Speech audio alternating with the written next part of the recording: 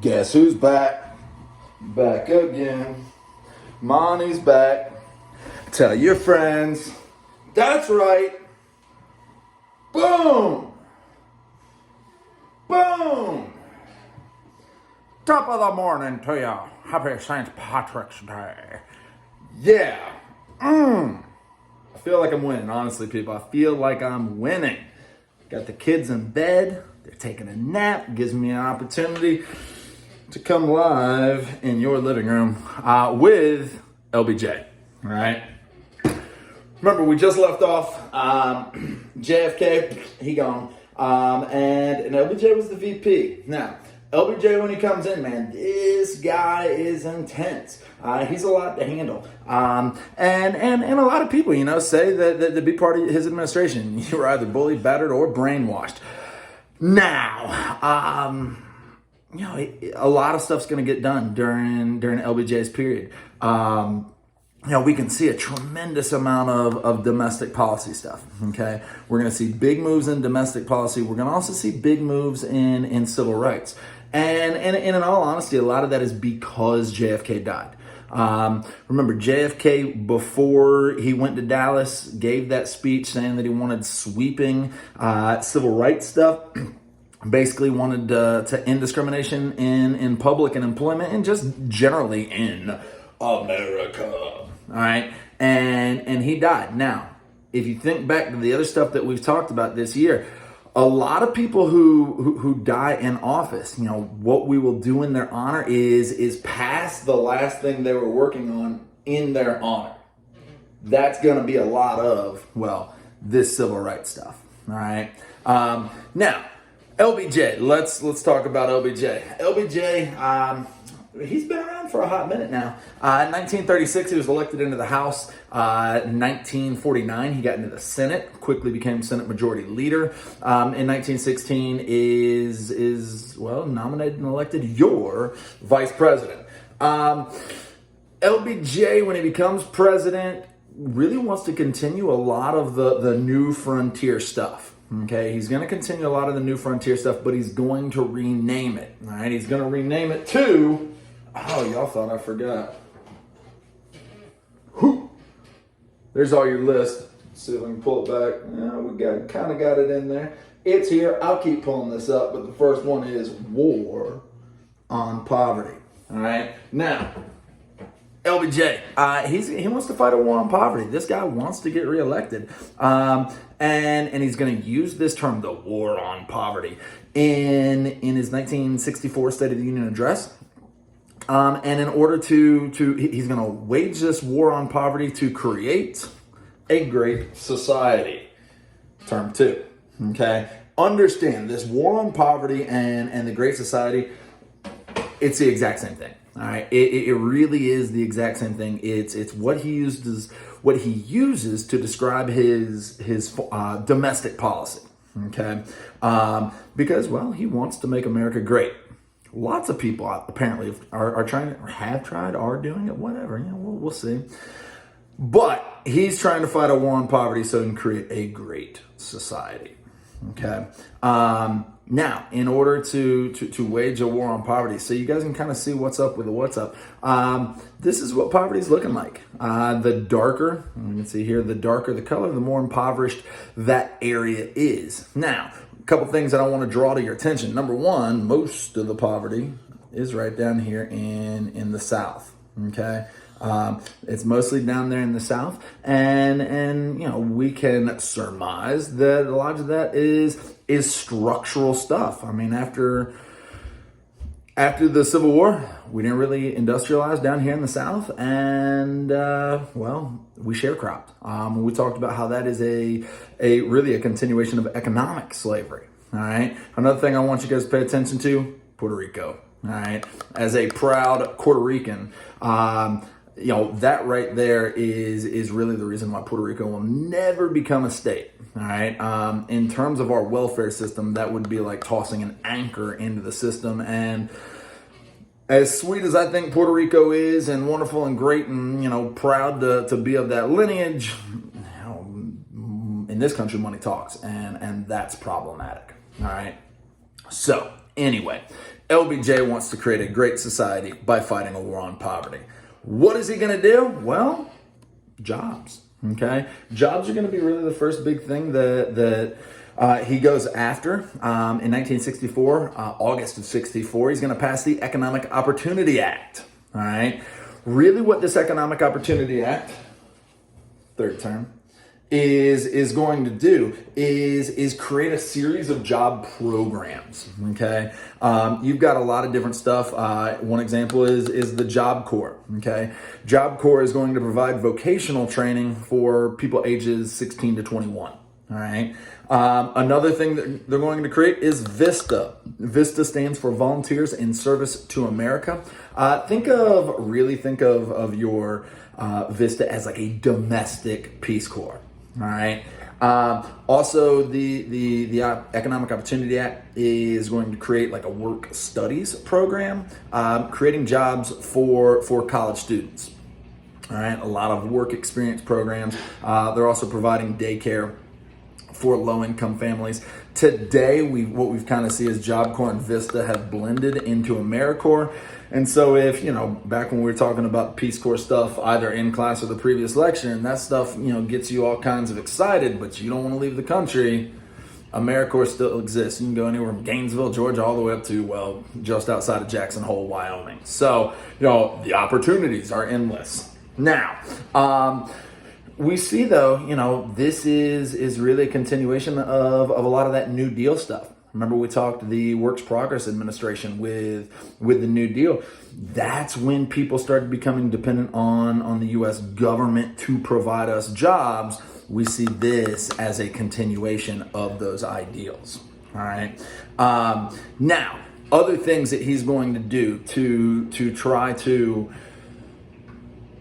fight this war on poverty. Okay, one, you got to have jobs. The other thing, though, is he's starting to look at really the structural elements of poverty. Okay, and one of the things I want you guys to understand is education is that vehicle. Okay, education largely is the catalyst for social mobility. All right, in theory, of course, the higher degree you have, then the more money you make. All right, and we think, okay, well, that's cool, money, but everybody goes through school. It's all relatively the same stuff. You're right. However, let's talk about structural building blocks. Okay. Now, chances are, if your parents did not, or I should say, were not high school graduates, there's a greater chance that you are a high school dropout. I don't know if I said that right, but we're 8 minutes in, so I'm not switching. But anyway, it's the cyclical nature of poverty, okay?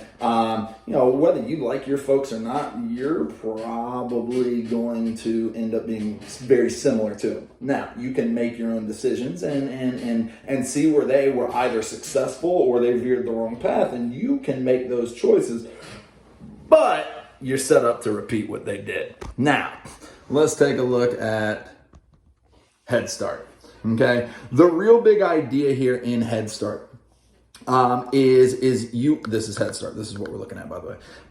What you want to do with Headstart is LBJ is looking at the cyclical nature of poverty and how education plays a role. All right, and so the first thing that he wants to do in this Head Start program is ensure that kids are ready. Okay, and so this really again is Head Start is preschool for lower socioeconomic areas. Okay, and again, because if you don't start at the same page going into elementary school, then you're kind of behind the whole time.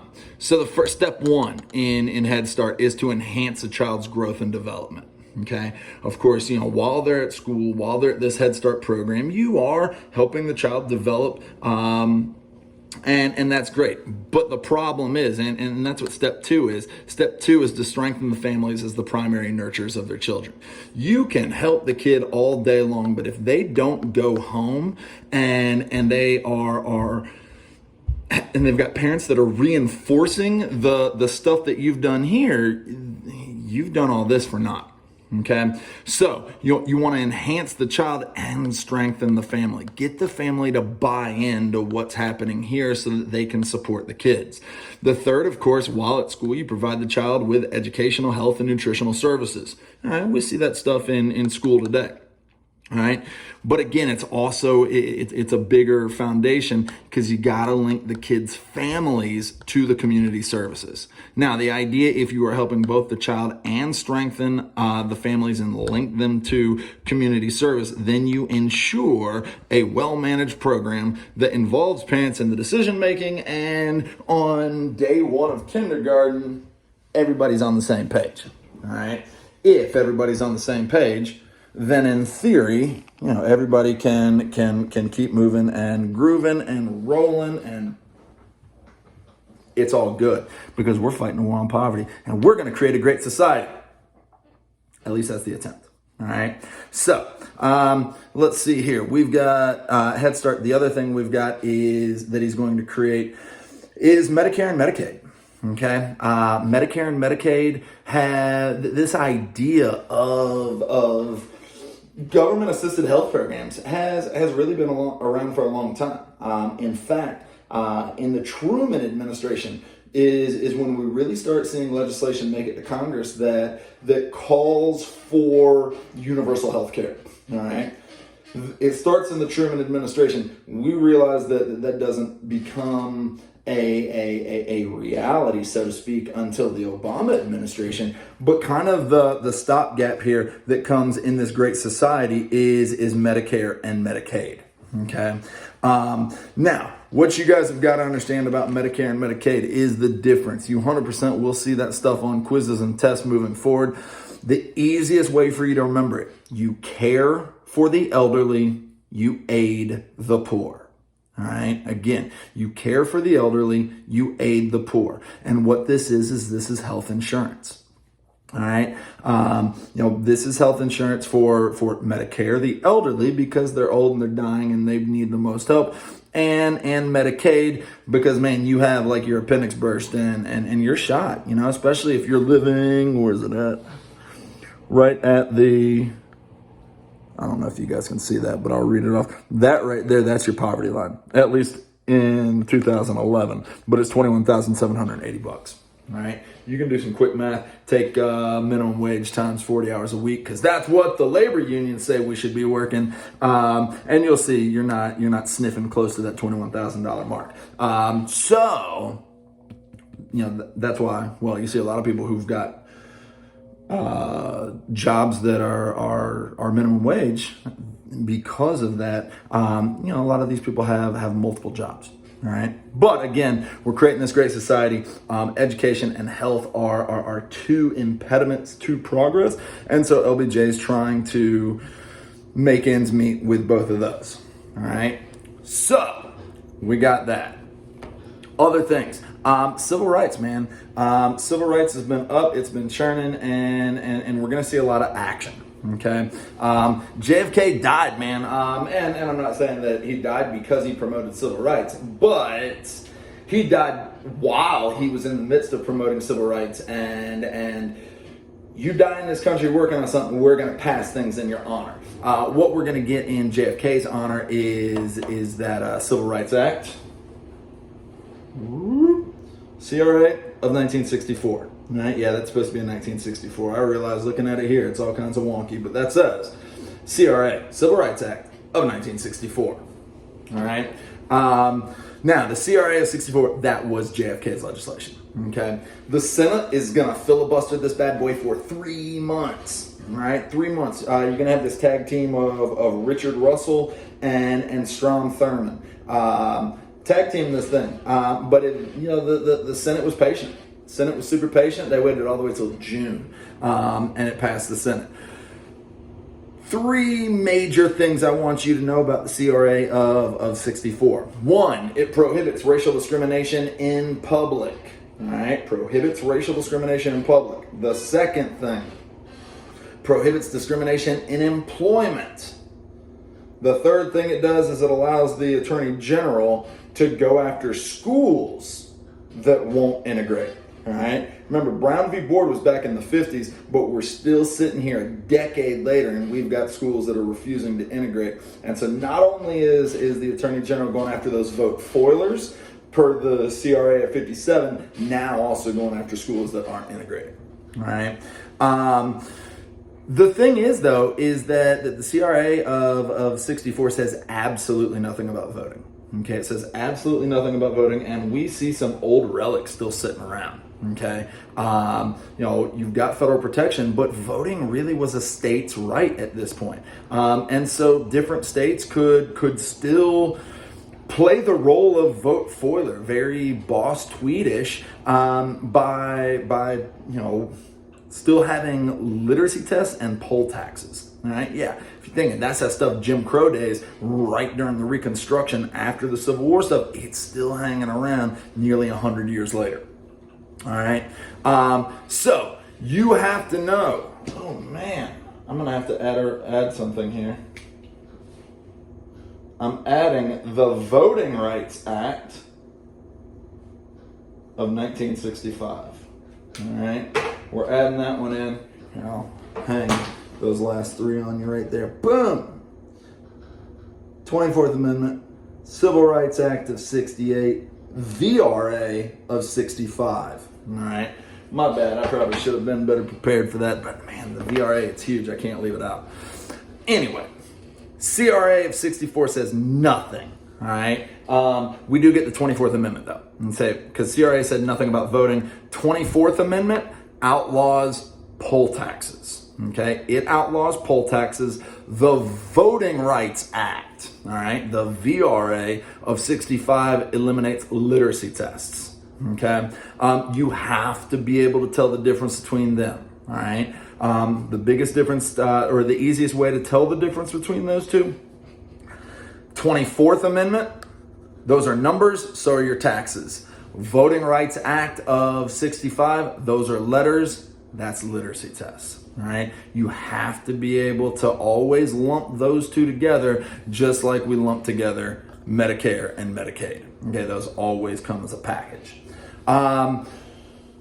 The last thing that I need to talk about is the CRA 68, and I recognize that it doesn't go, but my next lecture that I'm going to drop is just going to be really Vietnam and very Cold War focused. But we will get one of the last things in terms of civil rights that LBJ pushes through is the Civil Rights Act of 68, and that is going to end discrimination in housing. All right. If you've been sitting around and watching this, I appreciate it. We're going to keep rolling these things out. Keep up with ITSL. Hopefully it'll catch up and the world of dial-up isn't the new norm for us. Hopefully everything can get figured out. I'm going to keep these things rolling, keep dropping them on YouTube. You keep commenting, you keep liking, and please subscribe. That way even if the other things we're supposed to be using, if they go down, I'm dropping videos and eventually questions will come around. Yo, we got to be fluid in these times. Much love. Praise Yongle.